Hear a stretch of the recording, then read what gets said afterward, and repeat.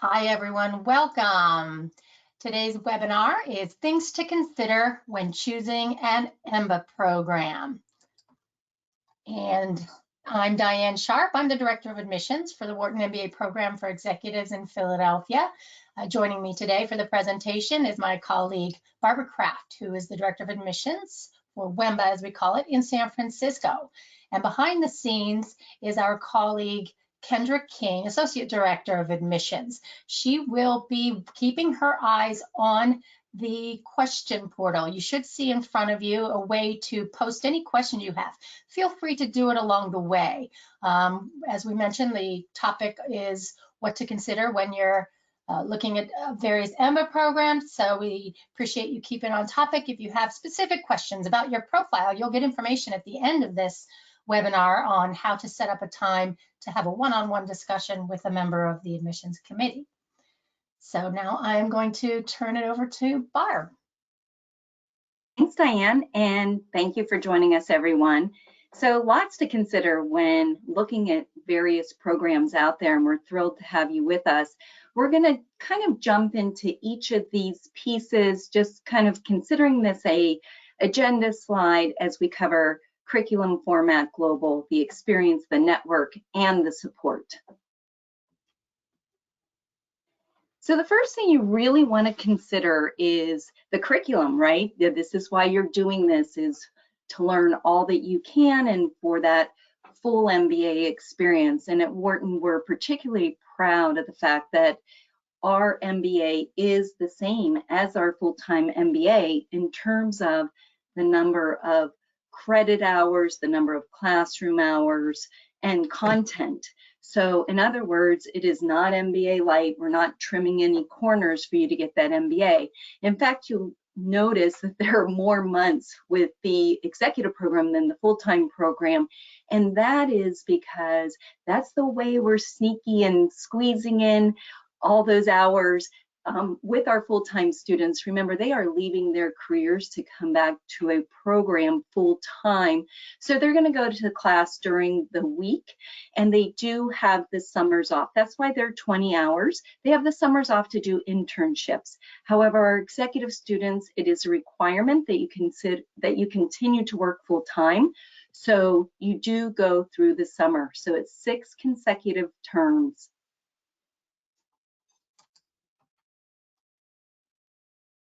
So when you're looking at programs, you want to think about what is included in the cost, and just touching back on that program length, make sure you're comparing apples to apples. If one program is more expensive than the other program, perhaps that's because it's much shorter, and so there would be less cost incurred. Also looking at those classroom hours, how many hours of classroom instruction or content are you going to get with that program? We also include at the Wharton School a Global Business Week. That's in year 2 of the program, and Diane's going to talk about that a bit more extensively in the following slides, but that is included in the cost. The only thing that would not be included would be your travel to and from the program and to and from any of these global experiences, but the on-ground costs are included. As far as electives, you want to look at what are the elective offerings of the programs that you're looking at. At the Wharton School, we have the largest selection of electives of really any business school in the world. We're able to do that because we have a very large faculty and a very large full-time MBA program, thankfully, that enables us to offer an abundance of electives in year 2 of the program. So year 1 is primarily your core, year 2 being all electives, so that you can tailor the degree to really fit your needs. You can specialize if you like, you can major, or you can just take courses maybe that are most interesting to you. Also in year 2, we do offer 6 private sessions with an executive coach. These coaches have been vetted by our leadership department, so you can really work on your executive presence and leadership. Also at Wharton, you get 2 campuses. So we recruit 2 classes, one for the Philadelphia cohort and a San Francisco cohort each year.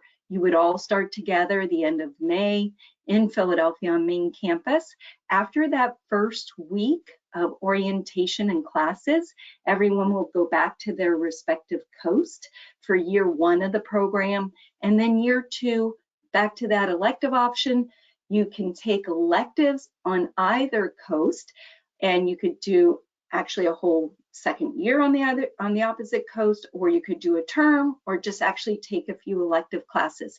So lots of flexibility between campuses in year 2. Also in year 1, while San Francisco heads to Philadelphia for orientation in the first week of the program, a little later in year 1, the Philadelphia cohort heads to San Francisco for a week-long marketing simulation project in which we mix up the 2 cohorts.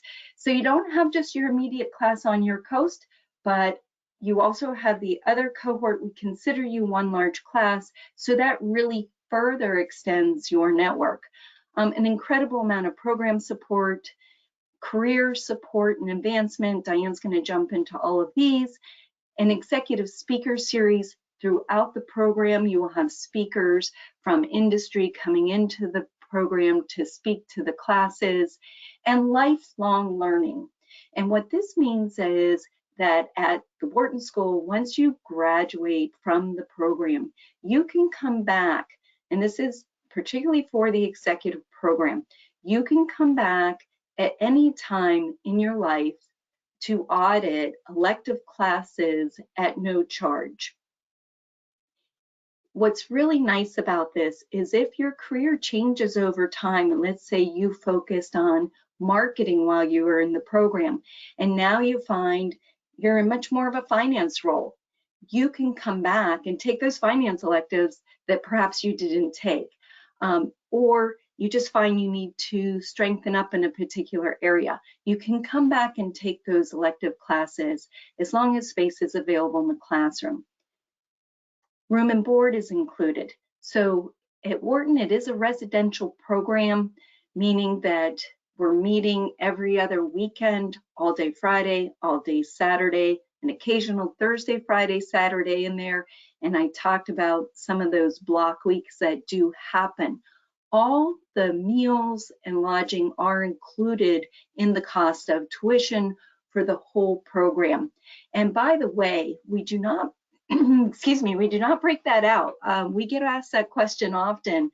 Hey, I live, blocks from La Meridian, where we house people in San Francisco, or I live blocks from the campus in Philadelphia. Do I need to stay, or can I get that money back? We're very passionate about this residential piece. We really want you to fully immerse yourself in the experience and in the learning, and set aside your busy personal and professional life to make the most of this. Also, we have students flying in from all over the country, as well as even beyond. In any given class, we have students from Canada and Mexico and Europe, sometimes Asia, and we want to make sure that everyone is there together. This is where a lot of the networking will happen as well. So that room and board piece, we do not break out even for our local students. Entrepreneurial advising and coaching. So if you're thinking about launching a venture, this is a great place to do it because there's a lot of support for those ideas. It tends to be a great incubator within that classroom. Not only do you have faculty support and electives in this area, but we have a full team for entrepreneurship. An alumni network. You'll want to look at that at each school. At Wharton, we have the largest alumni network of any business school in the world, with over 100,000 alumni worldwide.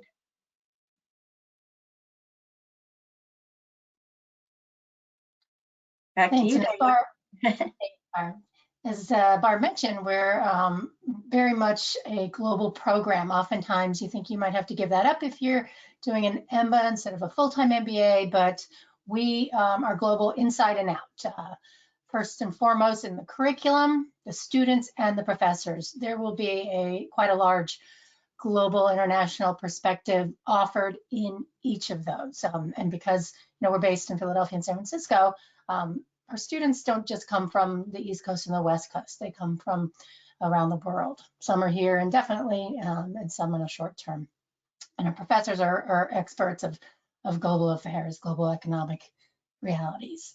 As mentioned, there's a required Global Business Week. Everyone must go in their 5th term for a week to another country with a specific topic assigned to it.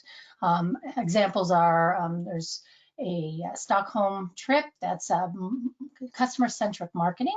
There's a Buenos Aires trip this year that is based on managing in unstable economic times. There is a London trip that is ESG, as we know. That's a really important and growing topic.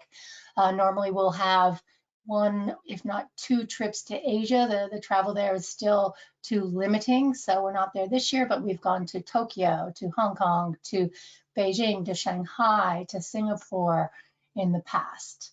So, and other places. So again, each associated with the topic. And what's nice is the East and West students are all required to go on it. So they would choose from among the 4 or 5 offerings. And so each trip has a combination of East-West students on it. And then the global modular courses are very similar to what I just described. You're talking 4, maybe 5 days overseas, but these are electives. They're not required.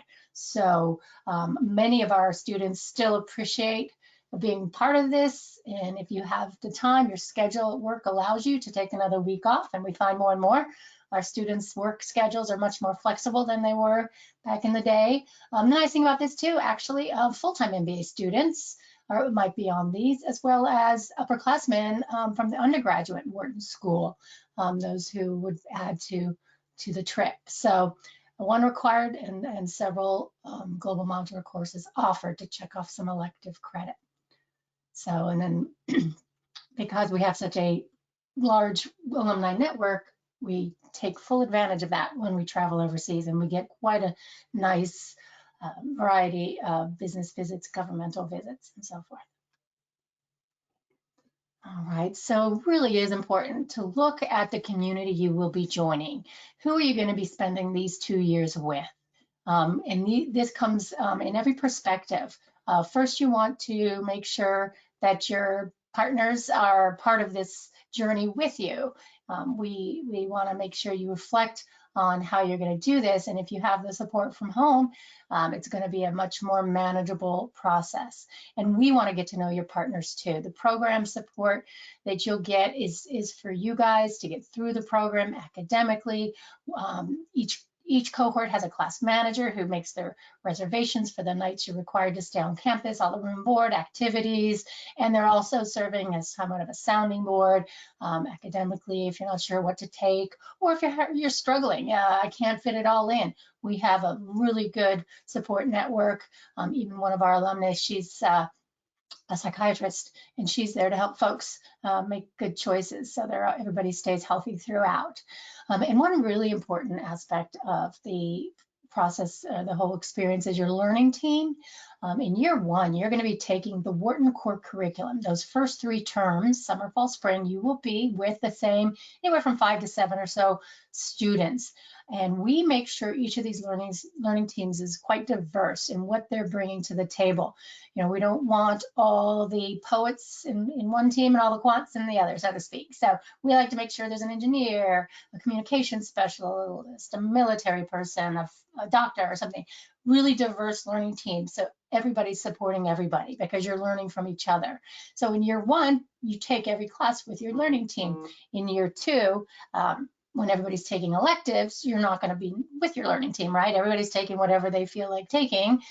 Sometimes you may or may not be with someone from your original learning team, but you know, things are still done in teams often, and the professors just can choose them or let you choose them. So throughout, you'll see it's super supportive environment. The professors even realize like they're experts in their field. They love being in front of the executive students because you guys are bringing so much to the table as well with your depth of experience, super diverse class of industries and functional areas. So it is a 360 learning, and that is a big part of the support.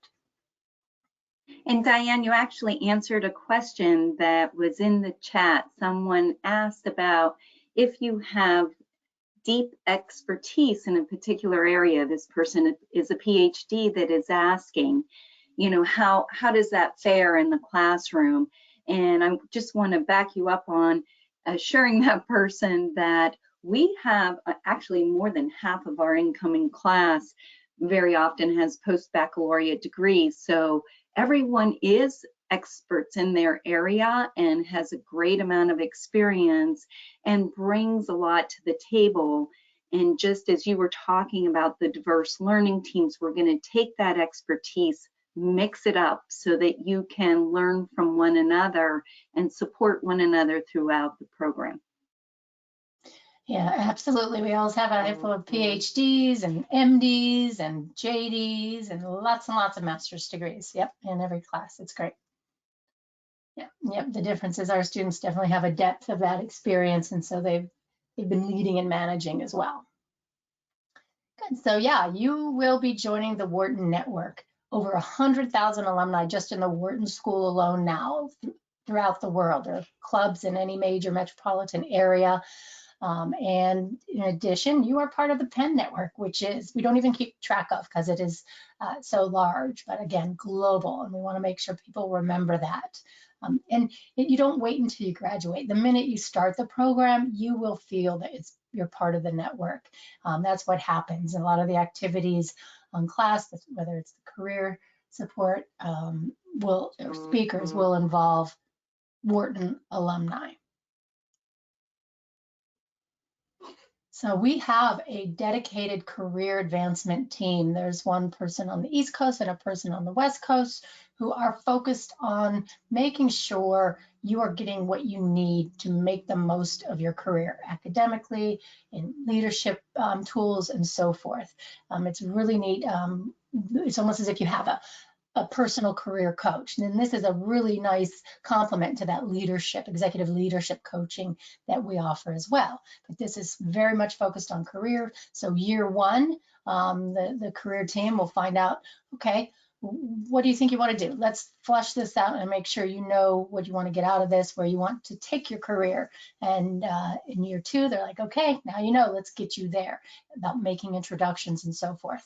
And they do know that there's different pieces to everybody's career, and you're not going to be graduating and then be content, right? You're going to change your career several times after graduating. So they want to give you the tools to manage your career for your lifetime. We have alumni career services as well. Some of you are attending because your company is funding you somewhat, and they're growing you. They've got big plans for you, which is great. Some of you are here because you want to switch. We see a lot of that, switch functions, switch industry, or both. These things can be done, and we have the tools and support to do that. And then we have our entrepreneurs. That's not going to be a traditional, process. So we do, as Barb mentioned, have support for those making the entrepreneurial decisions. Some people already are entrepreneurs when they come and they're growing their business. Some are working and they have their day job and they've got these ideas on the side and they can participate in various competitions. Some people get here and they don't realize they're entrepreneurs, but they've had conversations with classmates and all of a sudden an idea is born, a company is born. So if that happens too, we want to make sure we're there to help you. And again, it's for your lifetime, and it's fine to change your mind along the way. All right, now I'm going to turn it over to Barb, who will give you a little overview of the admissions process. So if Wharton is at the top of your list as far as application, we are in the midst of recruiting now for our 49th MBA for Executives class. That means that we started with a format for executives 49 years ago. We were one of the first to launch a format like that. And long history, actually not just for the program, but we talked a lot about the alumni network. That is because Wharton is one of the first collegiate business schools, founded in 1881, and it always amazes me the history of the Wharton School and University of Pennsylvania. Was founded in 1740 by Benjamin Franklin. So very deep history and roots as an Ivy League institution. The first thing you absolutely want to do is get your employer on board. good for you for being on the line early here, because our next class will launch in May 2023. We just started our most recent class, a month ago, 2 months ago, and now we're moving on to our May 2023 class. You want to get all your stakeholders on board. Those are the first things that you should be doing, talking to your families, your partners, your employer. And we are going to ask for a letter of sponsorship from the company that shows that they're on board with the time commitment involved for the program. Out on our website, under the academics portion, you can find our 2-year calendar for our class that launched just this past May. Soon we'll have the calendar up for the class that'll launch in May 2023, but it'll give you a good idea of how that program rolls out from start to finish. And also it's a good talking point for your employer, because all of the time will not just come from your own personal schedule, but you are going to need to have some release time from the company. Also, we always encourage you to talk about financial support with your employer. Nice to have, for them to have some skin in the game. Many companies do have standard tuition reimbursement policies. Good to look into whether your company has that, but also really talking with your manager about investing in your education, because that will just come back to them as a company. We have some good tips out there on our website, even a video from one of our negotiations professors, and also some business pitches that our alumni have shared that they used with their company to get sponsorship for the program. So this is the #1 important thing you should be working on right now, is getting all of that support. You will see that first deadline is coming up quickly. It is October 12th. And Diane and I were just talking a little bit earlier about this round 1 deadline. And if Wharton is truly, your first choice, then we encourage you to shoot for this round 1 deadline, because you could actually get through the whole process and receive a decision before you would necessarily need to apply to any other school. So if you want to game the timing a little bit, pull your application materials together for October the 12th. Everything does need to be in by the deadline, and we're going to go into all of those pieces in some detail, but everything needs to be completed by the time you submit. And then after that, there'll be a review process. We'll then extend invitations for interviews and release decisions. We'll do a series of interviews, and then decisions will be released for round 1, December 21st. So before the new year and the holidays, you actually could have a decision in hand. If you're not able to pull it all together for round 1, that's exactly why we have round 2. And that deadline is January 18th, and decisions would then be released in March. And again, we're looking at a May 2023 start. Yeah, and I'd like to reiterate what Barb said about your strategy in applying, because there are so many programs, and I'm sure each one has different processes. So make sure you're familiar with the process of every program you're applying to, because the last thing you want to have happen is for you to apply to several, and then you get a decision from 1 or 2, and they need your decision, whether you're going to matriculate or not, within a certain period of time, and you might not have heard back from us. So as you can see, our decision releases dates there, we're not able to move those up. So make sure you know that, as Barb said, applying here, you'll have your decision before the year's out, and then could be one and done before you apply to the other programs.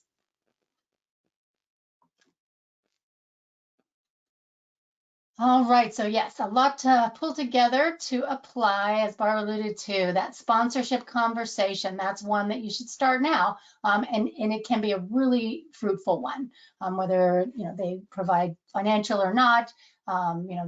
It's really a spiritual support we need. The time, absolutely. We'll get those calendars up there as soon as possible, but you can give them the samples that are up there now for the program that just started this year to get that snapshot of what it takes. The other time sink is the test taking, because a lot of you are pretty rusty. We do require a standardized test. As we mentioned, we're conferring the Wharton MBA degree. So we have the same admissions requirements with one addition, the executive assessment test, which is what most people are taking these days. So we really feel you should dig down, study, and be one and done. You can absolutely let us know how you fared on it if you want feedback before you hit submit. All right, so don't wait till the last minute to take that test, because you might need a little time. And if you don't need that extra time to retake it, you're in a really good position.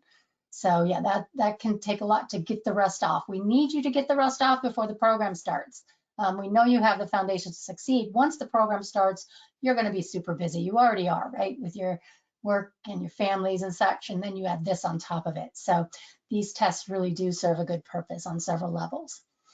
We do have 2 essays this year. You could go online and start your app right now. It's live, and just peruse everything, peruse the questions, and all the different pieces of data that we're asking for.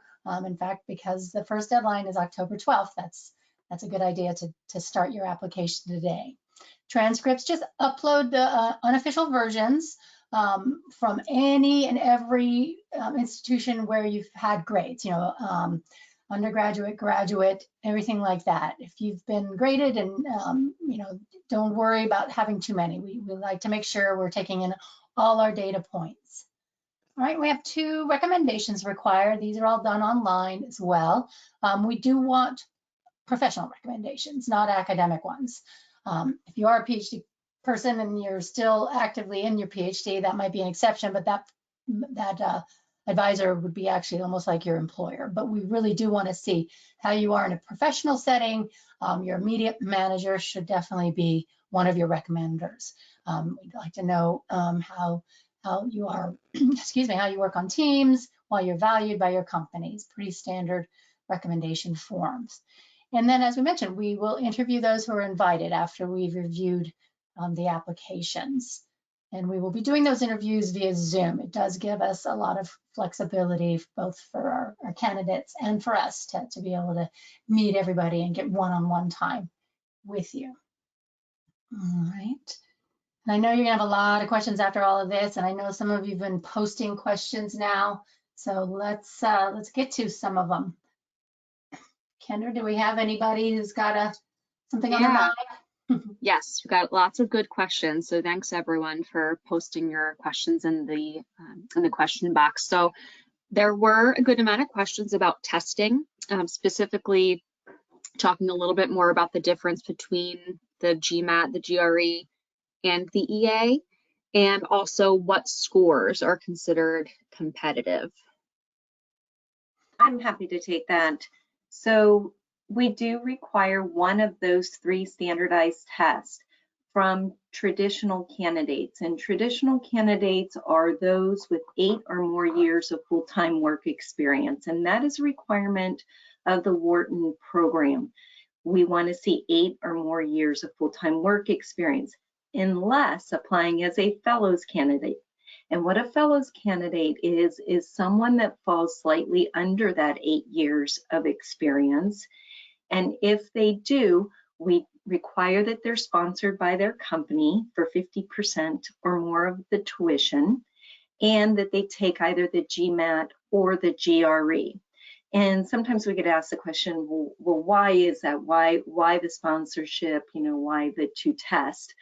The reason being is that if we're going to compromise at all on the years of work experience, it's only going to be for that person who has jammed in enough in that 7 years that is equivalent to their fellow classmate with more years. So we do realize that there are those people out there that are complete rock stars in their organization, that they've had a very fast career movement and high level of responsibility in a short amount of time, and in which case we want to see the company backing that person, and the company, quite honestly, really putting their money where their mouth is in terms of really their belief in this person as a candidate and their support for their career growth.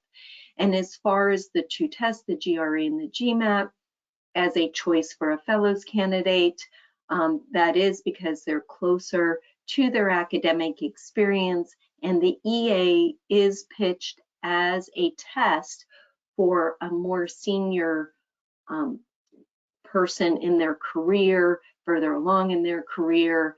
And so that's the reason we make a distinction on testing. Now, the EA, I will mention, is a test that was designed by GMAC, the same testers of the same test developers as the GMAT exam. So it's not a whole lot different than GMAT or GRE, other than the fact that in most cases it does not have geometry on it, and it is 3 equal sections of verbal, quant, and integrated reasoning, and it is a shorter test than the other 2 tests. But we always kind of give a warning that it doesn't mean that it's any less difficult just because it's shorter. Don't be misled that shorter means easier. We encourage you to really put in the time and effort with any one of these standardized tests. On our website, we have links to each test. Go there, maybe do some practice problems. And it can be a great test, honestly, to whether you're ready to sit down and study again, and where you're going to carve out the time and just, you know, put in some effort. You don't necessarily need to sign up for an expensive class. There are a lot of resources out there that are available, even libraries that have materials that you can check out, and a lot of resources online. But put yourself through some practice tests, really see how you're doing, how you're scoring. On our website, we do have averages for each of those tests, and our GMAT's running around, average is running around 700 or so, EA around 156, 157. So take a test from start to finish, and if you're kind of falling in range, it might be that you're ready to take it. Do know that we're going to look at those test scores relative to all the rest of your academics. So it is a very holistic application review. We are an office of admission. We're really looking for reasons to admit candidates, but we do need to make sure that you're academically prepared for this endeavor, because we don't want anybody to be in over their head. So that's why we need all those transcripts. That's why we need a test score, is then we're going to look at all of the application holistically, and hopefully there'll be a favorable outcome. And I'll just jump in here. I like to suggest to folks who might not have a stellar undergraduate career that the testing can be your friend. It can be your ally, because this is now, and there is a correlation on how people fare on these and their success rates in MBA programs. So, you know, between the ages of 18 and 22, you might not have been focused, or you might have had a situation happen that took you away from truly studying. So please don't be concerned. As Barb said, it's holistic. And we're going to give you a slide at the end here to have these one-on-one conversations about you know, whether your profile is competitive. And that reminds me, Diane, we talked about the essays. I just want to touch upon the optional essay, as you're saying, hey, maybe something happened in your past that disrupted, you know, things in your life. That's where the optional essay can be useful as well. We do have the 2 required essays, but if there's something about your candidacy that maybe we're not going to see on paper or through your interview, or that you feel the need to explain, please use that optional essay. That's what it's there for any kind of extenuating circumstance. Absolutely. Great, thank you. We had some more questions as well. Another one related to the fellows applicants. Do you have any tips for applicants who are applying as fellows? Anything that they can do to differentiate themselves? Yeah, I'll start on this one, Barb. Jump in, of course. So it's really interesting to us. We get folks who are at the less experienced end of our curve, our age and experience curve, and those at the higher end. And those are the folks that are most concerned. So first to know that we don't set an average age. It's just the quantity of people applying tends to be in their mid-late 30s. And if you're at 60 plus, we've had an individual who started the program and she was 60 and she flew down every other week from Boston. She was a physician. And we have plenty of people who are fellows. We don't have a set number that we want in every class. Again, we just want the best from each kind of subgroup. So when we see someone coming who will not have 8 years of work experience when the program starts, so that's May of every year, what are you bringing to the table? We need to see something extra there. And that's one of those things, yes, is your company needs to be investing in you. If not, you should be going to a full-time program. Then it's, of course, academically. Are you really, you're fresher out of undergrad. So we'll see if we did break out those averages, which we do not, the testing is going to be at a higher end, closer to our full-time MBA program, right? And those tests that they require. And then really it is, we know our class really well. We know our students and we think, okay, here's a person with 7 years work experience. What are they going to add to a study team? They could be on a study team with that physician who's 60, who's run an anesthesiology department, right? And made life and death decisions. We know this person with 7 years experience is going to get something out of learning from that person. But what is the less experienced person going to have to share with the older? Everyone has to add value. So that's the perspective you take. Everyone comes with something different. Your energy, your functional, your industry, whatever it might be, don't think it's not enough. It could be something really unique. We like unique, diverse voices here. So we just want to make sure that you can come and you will add to your learning team and the conversations in class. And, you're not going to be intimidated by folks who can say, well, I did that, 10 years ago. So, it's a very interactive class and we want to make sure each seat is filled by the most. So then, and you also have to say, why now? Why are you ready now? That so much so that you're not even going to jump off your career and go full time. All right. And just for understanding it, typically less than 10% of any given class are fellows candidates, but with every applicant, we feel like you should be thinking about what you can bring to the class, as Diane said, is a matter of expertise and difference and value to that classroom setting. Yeah, absolutely. And again, one of the last slides we'll have here as we wind down will be how to arrange to have a conversation with someone on our admissions team. Because again, each of you has a different background, different profile, different experiences and so forth. And if you just want to confirm things, maybe you've already taken one of the tests or you've already gotten a few steps into the process and you want to confirm things, please do reach out. How are we looking with questions, Kendra? Yeah, we've got some more good ones. There were a couple questions about the culture at Wharton and WEMBA in particular, and also the community component.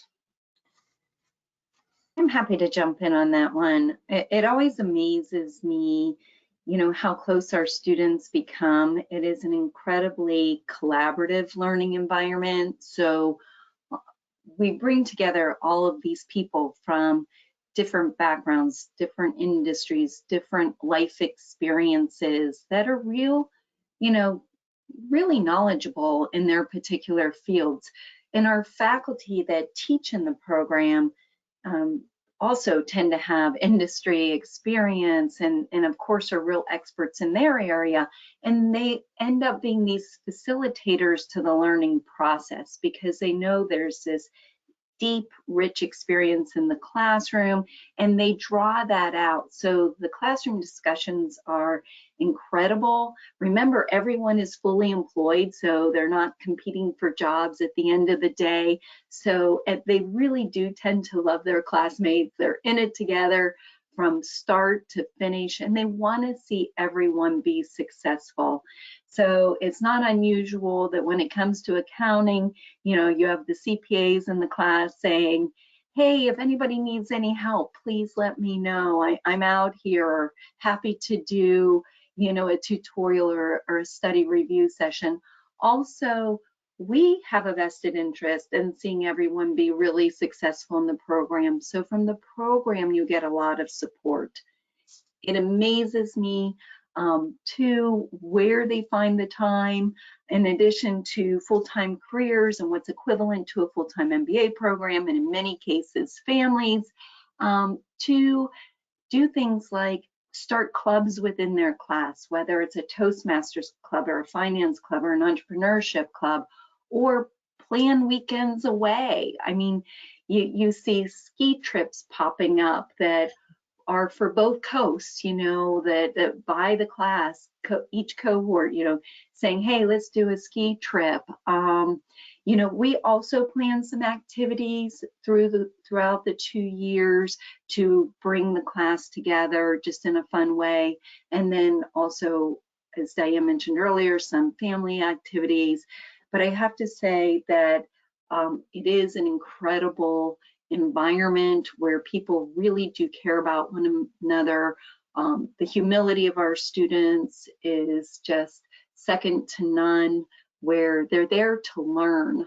I was sharing recently with a student that was just telling me how much they're enjoying the environment and just their classmates. This is a new first-year student, and how already they're learning so much, not just from the faculty, but also their classmates, and how impressed they are with the caliber of their classmates, and just, you know, how kind and gracious everyone is. And, you know, that's because they're there because they want to be there. At this stage in their career, no one's telling them they need to be. They're there because they want to learn and they want to grow. So I think it really makes it a special place.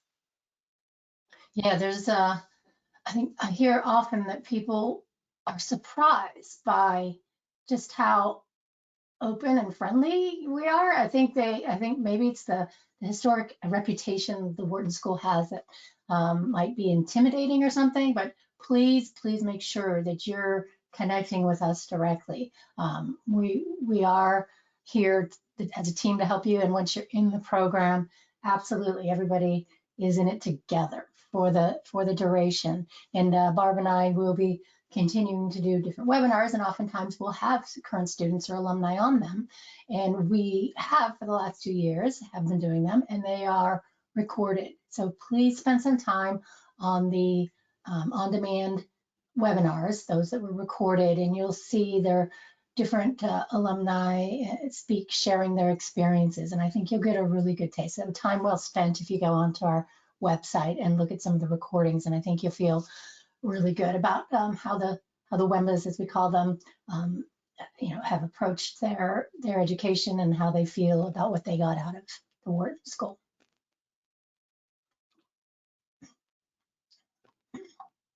Any others left for us, Kendra? Yeah, there's a few questions about the application process. If you've already applied and didn't get admitted, how does that affect your chances of being admitted? Yep. Every year we get folks who, you know, don't succeed, and then they keep us on the radar screen. So what we ask is, you know, when you know that you are going to make another go of it, please reach out and let us know. We don't want you to go through the whole process without, you know, in some sort of some insight into how you could be more competitive this year, right? So it is a different process. We invite to interview, so things have changed, but the reapplication process is pretty much do the whole app and then answer the the re-app essay, which is on the website.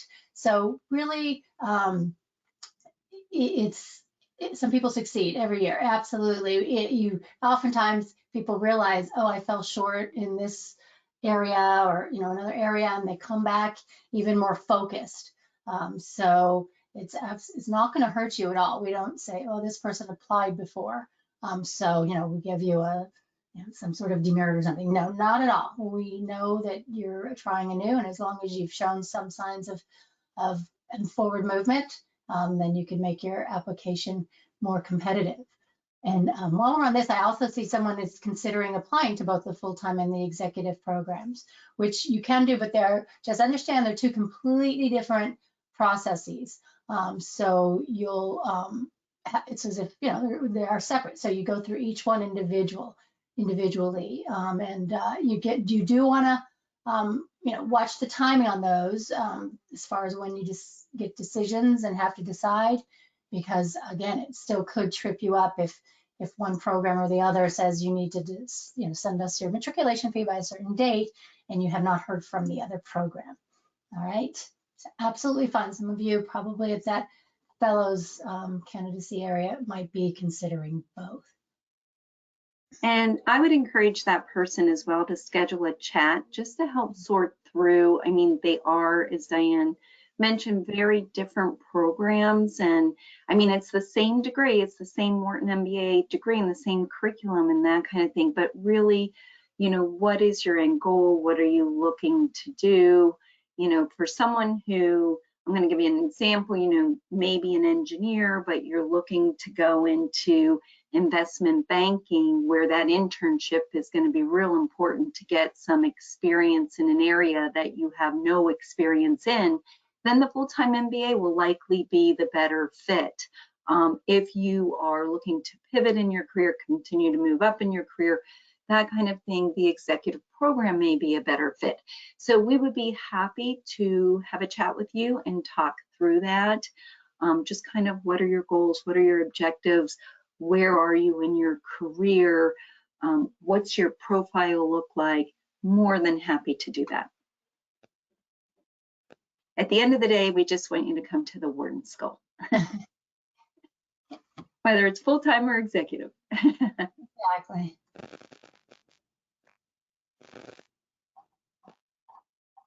There were a couple of questions, if we still have a few minutes, about common industries in the program. So, are there certain industries that are more common, others that we might not see as often? We certainly get applications from, maybe more applications from particular industries, but I really want to highlight the fact that just because we get more applications from a particular industry doesn't mean we would have more of that industry necessarily in the class, because we're always trying to look for as diverse a group as possible. So, in the Bay Area, of course, we have a lot of tech companies on the West Coast. So we may receive quite a few tech applicants, but we're not going to take them all. And even if you see, let's say, a few people from Google, chances are they're going to be in very different roles and functions. One might be on the finance side, one might be on the HR side, one might be on marketing, and one could be in a technical role. So industry is one thing, but function is another.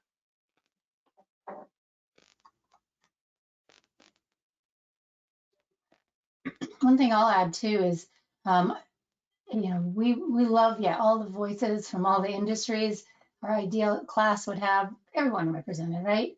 And that includes, some people will say, what is the percentage of people from consulting or finance or technology? We don't put those numbers on our website for a reason, because we found in the past that people would say, oh, I only saw 2% of the folks were from education or media or something like that, and they felt like we didn't want their voice here.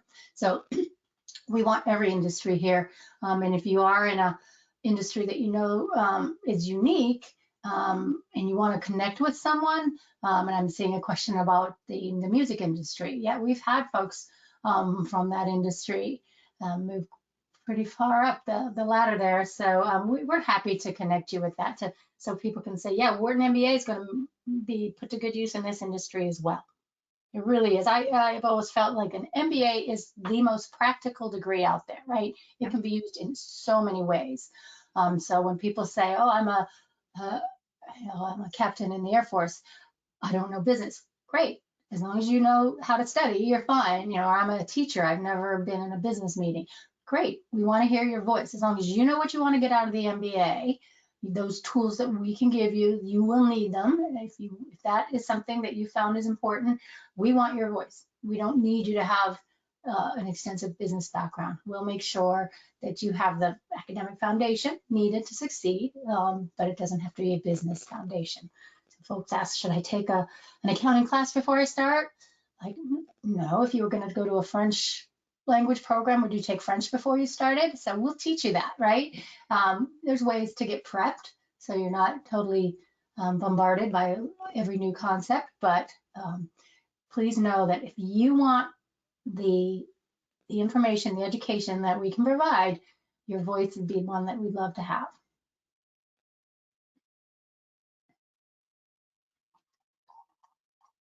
Why don't we take just one or two more, Kendra? Sure. Let me see if there are any common one questions. real quick here. So if you are from an industry and you haven't connected with somebody from Wharton, Barb and I and Kendra spend a lot of our time making those connections. You can go on a webinar and say, oh, that person is doing what I want to do. Can I reach out to that person? Sometimes they'll even share their number on those webinars, their LinkedIn. But we want you to hear from them too. We know that's important. We're starting to do more in-person events. We're not there yet.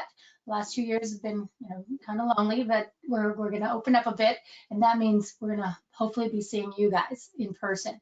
But for those who can't and aren't in a place where we're able to have one, because it still will be quite limited, we want to make sure you hear from one of our students or an alum, because Barb and I and Kendra have not been through the program ourselves. We know what it takes to get in and the generalities of it, but we will make sure you connect with someone with a shared perspective.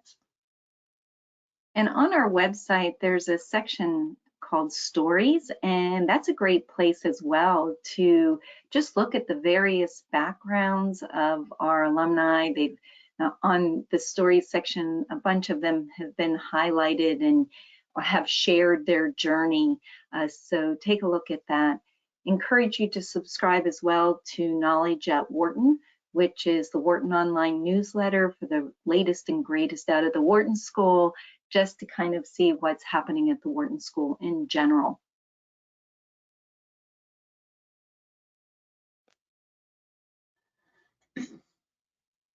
And it looks like we've pretty much covered it, and I think so. And if we haven't gotten your specific question, we do have more questions than we can get to. That's another reason that we will encourage you to reach out to us directly. That way you can have one-on-one time, right?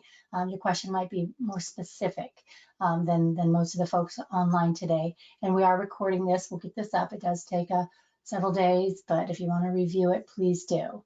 But basically, here are the East and West contact phone and email addresses. So please do that. That Wharton EMBA chat is going to take you to a form that you would submit, and you would just basically look at your calendar and sign up for a 15-minute chat.